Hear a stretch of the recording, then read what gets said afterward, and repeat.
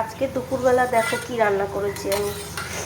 এটা হলো রাঁধুনি ফোড়ন দিয়ে মসুরির ডাল, রাঁধুনি আর পেঁয়াজ ফোড়ন দিয়ে মসুরির ডাল। এইটা হচ্ছে মোরলা মাছের ঝোল, আলু বেগুন দিয়ে মোরলা মাছের ঝোল, লাস্টে ধনে পাতা দেওয়া হয়েছে।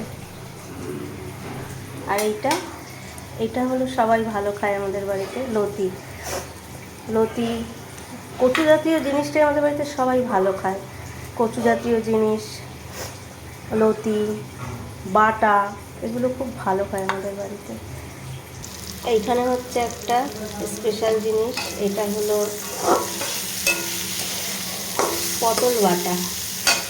কারা কারা খেয়েছো জানি না, অসাধারণ টেস্ট হয়।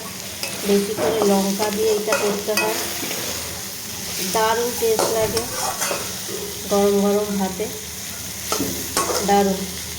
এই ছিল, দারুণ লাগে খেতে।